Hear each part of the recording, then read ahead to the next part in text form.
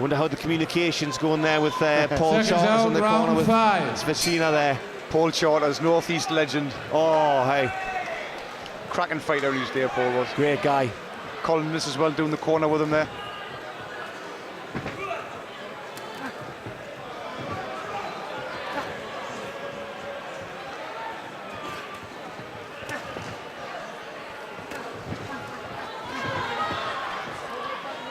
See, again, Suacina, he's not a heavy-handed lad, but again, John Lewis could probably take a few more shots off him and take a few more risks, but you don't want to get into those bad habits. He's going to be fighting the British Eliminator, touch wood if all goes well here for the rest of the fight within the next 6 weeks or so. So you don't want to start picking up bad habits when you've been out for a year. He's doing everything correct here. John's stuck to his game plan well. He's boxing nicely behind his jab. He doesn't want to risk taking a wild shot, a headbutt, somebody yeah, get a cut.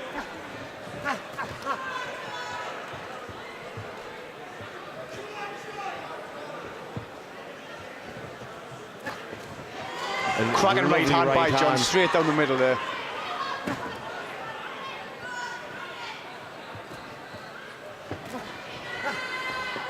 You can see him mixing it to the bodies. That's the experience, like I say, when we're watching the lads who are making their debuts in one and two fights, you know. That's the kind of thing that they've got to look at. They've got opponents very similar to this guy. Yeah. Suacina, who's like, he's using the ring to survive. But John's managed to break down the attack, and he's managed to get inside and get his shots off. A less experienced guy against Suacina. Massive right hand by John Lewis there. Really hurts Suacina. He blanched visibly there, Suacina, for the first time whenever he's been taking the shots previously. See the grimace on his face from it. Good left hook as well. John's really starting to get through clean now.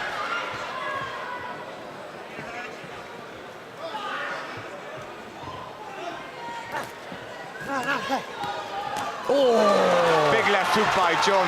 Outstanding shot. It's one flaw to the game plan when you're leaning on the ropes as your defence. If you're leaving your chin wide out there. Well, the thing is, you can lean on the ropes, but you have to be ready to move out of the side. And John stayed in the pocket there, missed with the right.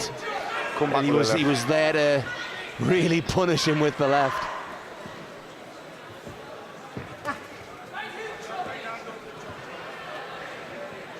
See, when they're in the middle of the ring like this is where I'd like to see John just moving him forward, pushing him back to the ropes. Yeah. Because when he gets him on the ropes now, that's where he's having his success. If he can just draw, I think John would like to draw a lead from in the middle of the ring. It's not going to come though, is it? Get him to fight in the middle of the ring a little bit more, or just off those ropes. So end of the fifth then, John continuing to look good. Gents, let's talk about what we were talking about before, the fact that he needs rounds against, and I'll get his name right this time, Jiri Suacina, and he seems to be doing that right now. He is, but Suacina's in there to survive, that's why he's here tonight. But I was just saying in the commentary before, it's looking like he's starting to break him down, and Suacina's he literally blanched visibly. Yeah. One of the shots he took in there, and I think John Lewis may be looking to get him out in this one. You think that might happen, Andy? It's a definite possibility. I mean, Suacina, he's using his experience, he's wily, he's going in them ropes. But like we were saying before, he's starting to leave his chin exposed quite a bit when he's leaning back. John's opportunity to catch him with a few clean shots. Bell's about to go, so we're about to find out into the final round. Seconds out, sixth and final round. Last round here for John Lewis. I think he's won every round comfortably. This has been the perfect workout. I mean, if he'd been in against a less durable, less experienced guy and he'd got him out in the first round, it would have been almost a pointless fight. He needs the round. He's now got the rounds in the bank. He'd love to finish it, of course, but if he doesn't, it's been the perfect workout for him. Yeah. I think if Suacina leans against them ropes any harder, he's going to end up on the other side of them.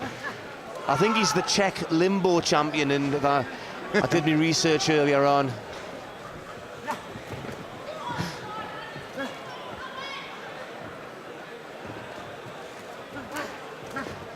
Still making it really awkward for John. Oh, yeah. it's these little nuances, where to lean, when to lean. You see, he's throwing feints there to try and dissuade John from coming in, but he's thinking, well, it just makes it that little bit more difficult to land them shots. yeah. The shots coming back aren't troubling John, but when he's inside and he's trying to get them shots off, and Suacina's just leaning back a little bit and pushing his arm out. It's a timing of it as well. It is. Like he's watching John, he's watching him setting up, and he knows just when to lean back to offset him.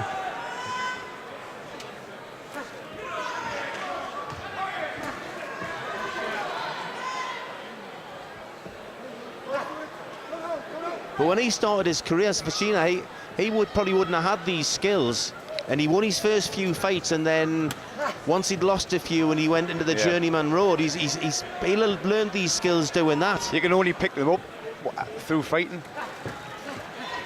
Another good right hand. John's coming in, putting a bit of pressure on him now again. That's that jab, the body. Yeah. Sets up everything else. Just takes a little bit of the wind out the sails as well. And it's something else for the opponent to think about as well.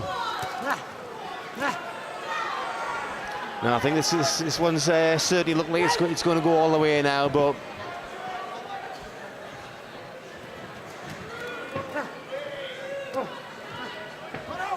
oh, heads coming together there a little bit. It's just that use of the feint what John used there. That's the kind of thing. The fight was to go on longer. Obviously, Suacina tiring. Yeah. Using them kind of tactics. It's going to get you the shots in cleaner. Well, again, when we're seeing him blanch visibly in the last round, and you could see him wearing down. If it was a 10-round fight, he may be feeling a bit more disheartened. Where when he knows there's only one more round to go, it's... So that's the end of the fight there. John Lewis Dickinson winning every round comfortably. A great return for John there. Good performance. Perfect, just what he needed there. 6 good rounds. Didn't take anything back. He was against a wily opponent, so he still had to work him out there. He was still having to not just go in and throw punches, he was having to work his openings, and ideal for him after a year out. Suacina really knew how to survive in there. He was taking the shots, you could see he's tired. He still managed to muddle his way through the rounds. And I think John can take credit from that. He got in there with the shots. The kid's a tough, durable lad, you've seen from his record. And I think John can take a lot of positives away from that. He's got his next fight, British title eliminator coming up. It's a great warm-up for him, back in the ring, shake off some of them cobwebs. And the thing is, obviously, what you've also got with that is John's not a huge puncher. He's a very, very good boxer, so even if he doesn't stop opponents, it's not always the end of the world. Here we are with Craig Stephen. Well, ladies and gentlemen, referee will bring both boxers to the centre of the ring. As he does so, please, your appreciation for both our boxers in the ring.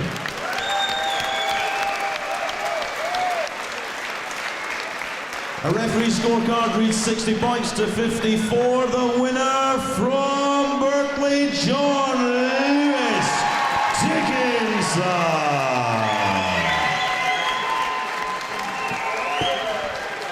So as we And please, ladies and gentlemen, your appreciation, the man John from Lewis the Dickinson's Czech Republic, Jiri perfect workout for Suacina. And we're going to hear from him now, speaking to Andy Sixsmith.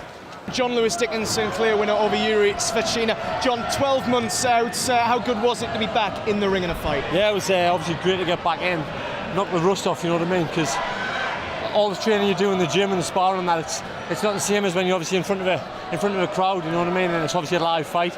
So I got to get in. I mean, it's been a frustrating year being out, but that's it, get a win, you know what I mean. It was frustrating at times. I was finding it very difficult to hit, but that's his job, you know what I mean. He's been about and he's been in with the best, like, and like I say, you know, it's a win's a win, 60-54, like every round, you know, but obviously nice to get back in. We were talking in the pre-bout analysis about the need to get some more rounds under your belt. There was a little rueful smile from you there when the decision was made. Was that what tonight was all about for you? I'll be truthful with you. Obviously, you don't get paid for overtime in boxing, so if I could have took him out, I would have took him out. But he was very, very tricky to land clean shots on.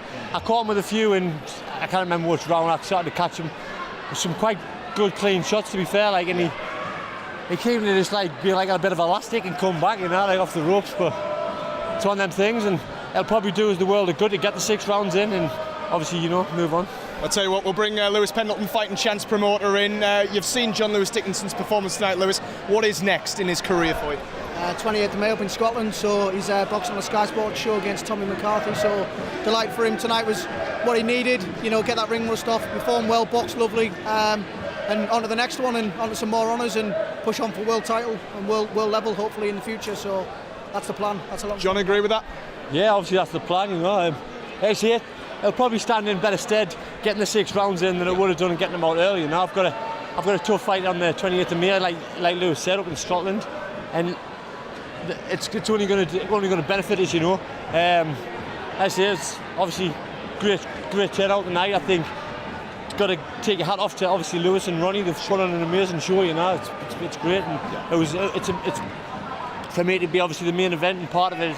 It's a great experience, you know. Well, great events and an excellent performance, John. Many congratulations tonight. We hope to see you again in future. Thanks very much. Cheers.